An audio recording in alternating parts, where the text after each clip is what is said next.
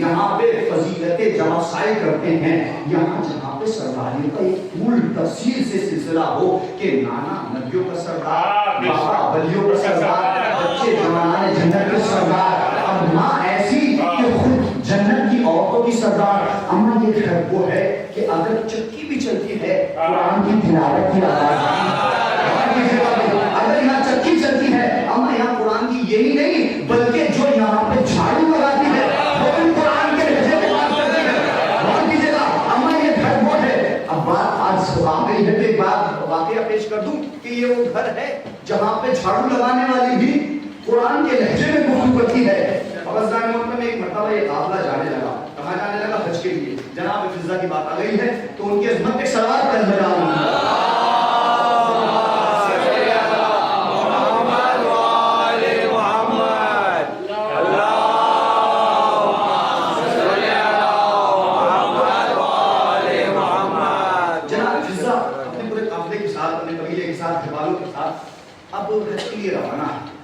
اب شہزادی فضا اپنے گھر والوں سے الگ ہو گئی۔ سنیے گا جواب انشاءاللہ، مل کے سنیے گا۔ جناب فضا جب قافلے سے بچھڑ گئی، میں بغیر دلیل کے بات کرنے کا عادی نہیں، پھر میں یہ کہہ رہا ہوں کہ میرے حضور، میری علم، میری عمر بالکل مت جائیے گا، چونکہ اس طالب علم تھوڑا تحقیق کرنے کی عادت ہے۔ سنیے گا، یہ جب شہزادی فضا ایک مرتبہ اپنے قافلے سے بچھڑ گئی، ایک بیابان میں ہے، تو عبداللہ ابن مبارک تاریخ میں نام بتایا، عبداللہ نام موجود ہے، انشاءاللہ اسے پرائز دے لیجیے گا۔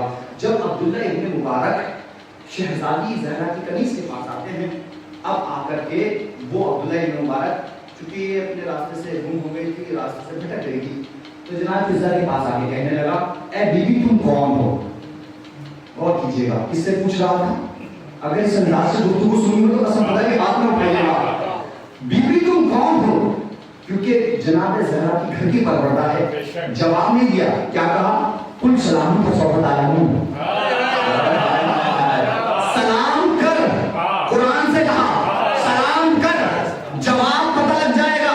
اب جیسے اس نے سلام کیا، اب ایک مرتبہ کہتا ہے، اے بیوی تمہارا یہاں آنا کیسے ہوا؟ بیابان، سنسان، ویران جنگل، یہاں کیسے؟ یہاں پر جو ہے کوئی پرندہ بھی پر نہیں مارتا، جو آ جائے وہ اس دنیا سے چلا جاتا ہے، بیوی تمہارا یہاں آنا کیسے ہوا؟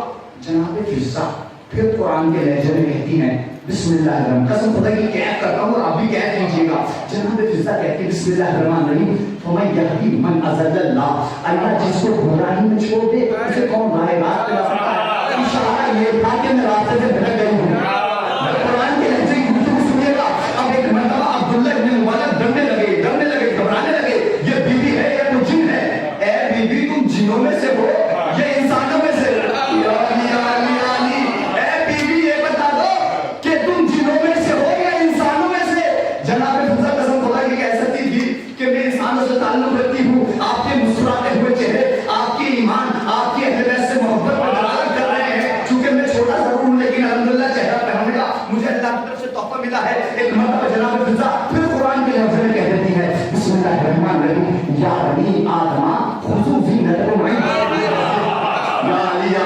یعنی میں بنی آدم سے ہوں، اے بنی آدم جب مسجد کا ارادہ کرو اپنے آپ کو بنا سوار لیا کرو۔ اب جیسے ہی جناب فضا نے قرآن سے جواب دیا، اب وہ تھوڑا سا مطمئن ہوا لیکن گھبرا رہا تھا۔ بیوی اس بیابان میں آئی کہاں سے؟ سوال کر رہا ہے، کون ہے یہ؟ شہزادی کی گھر کی پروردہ، کون ہے یہ؟ وہاں پر جھاڑو لگانے والی، لہجہ قرآن کا۔ بیوی آپ کہاں سے بنی ہے؟ ایک مرتبہ جناب فضا کہتے ہیں، بسم اللہ الرحمن الرحیم، اولئک ینادونا من مکان بعید، گویا وہ دور سے پکارے جاتے ہوں گے۔ اشارہ یہ تھا کہ میں بہت دور سے آ رہی ہوں، میں بہت دور سے آ رہی ہوں۔ اچھا بیوی تم جانا کہاں ہے؟ جناب فضا پھر کہتی ہیں، بسم اللہ الرحمن الرحیم، بسم اللہ الرحمن الرحیم، للہ علی الناس حج البیت من استطاع الیہ سبیلا، یعنی ارادہ یہ ہے کہ میں حج کرنے کے لیے جا رہی ہوں۔ اب عزیزان محترم سوال پہ سوال پیش کیا جا رہا ہے، آپ میرے ساتھ مل کے رہیے گا تو مجھے لطف آئے گا۔ کہاں جا رہی ہو؟ حج کرنے کے لیے جا رہی ہوں۔ اچھا بیوی یہ بتائیے حج کرنے کے لیے جا رہی ہے، کتنے دن ہو گئے ہیں آپ کو اپنے قبیلے سے چھوٹے ہوئے، اپنے قبیلے سے الگ ہوئے؟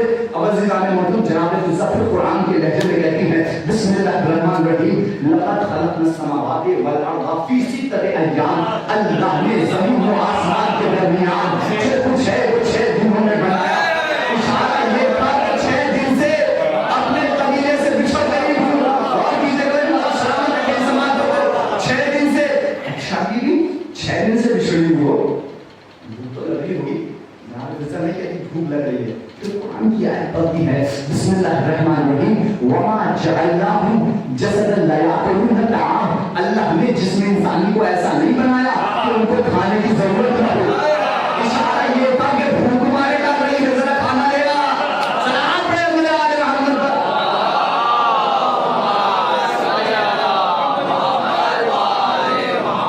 اللہ نے جسم انسانی کو ایسا نہیں بنایا کہ کھانے کی حاجت نہ ہو. اچھا بیوی اب کھانا تناول فرمائیے. اب خود سواری پہ بیٹھا ہے، جناب فضہ کی سواری بھی گم ہوئی. جناب فضہ سے کہتا ہے آئیے میرے ساتھ سواری پہ بیٹھیے. یہ جناب زہرا کی پرورتا ہی ایسا جواب دے سکتی ہے، کہا میرے ساتھ سواری پہ بیٹھ جائیے. جناب فضہ کہتے ہیں بسم اللہ الرحمن الرحیم لو کانا آلہۃ الا اللہ لفسدتا. اگر زمین و آسمان میں ایک خدا کے علاوہ اگر ایک خدا کے علاوہ دوسرا خدا ہوتا تو زمین و آسمان جب کے فاسد ہو گئے ہوتے. اشارہ یہ تھا تیرے ساتھ نہیں بیٹھ سکتی. اشارہ یہ ہے کہ تیرے ساتھ سواری پہ بیٹھ نہیں سکتی. اچھا بیوی سواری پہ نہیں بیٹھ سکتی، آپ یہ نیچو کرتے ہیں. بیوی سے کہتے ہیں چلیں آپ آ جائیے، آپ اسی فرما مجھے.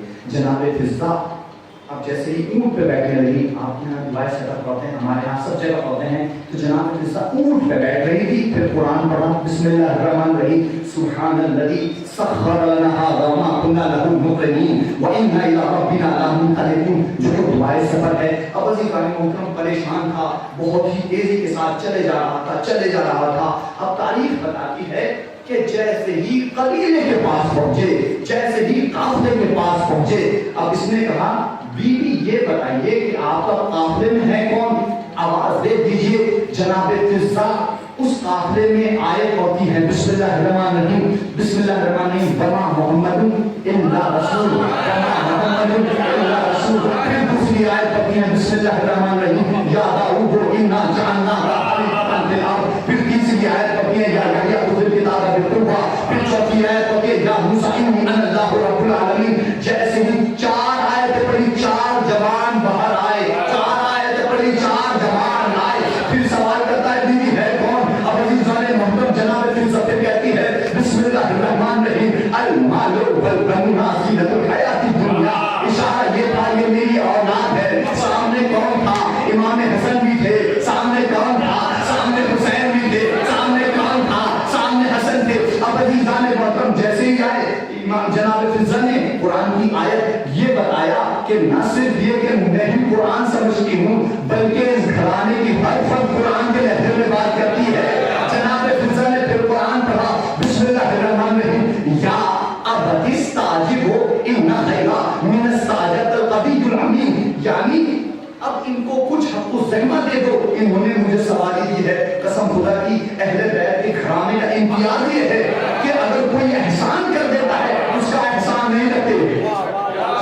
احسان کوئی کر دیتا ہے تو اہل بیت کا فرض یہ بنتا ہے کہ اس کے احسان کو ادا کر دیا جائے. اور اس کی بڑی دلیل یہ ہے کہ جناب حبیب ابن مظاہر نے بچپنے میں امام حسین کا انتظار کیا تھا. جب جناب مظاہر کی دعوت جناب رسول خدا نے کی تھی تو اس وقت حبیب نے امام حسین علیہ السلام کا انتظار کیا تھا. حبیب نے حسین کا انتظار کیا تھا. قسم خدا کی جب تک نہ پہنچے گے بولتا رہوں گا. حبیب نے حسین کا انتظار کیا تھا.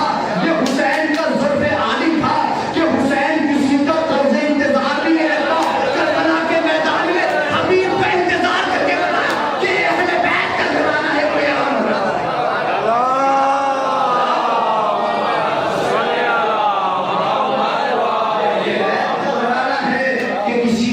انتظار بھی نہیں رکھتا.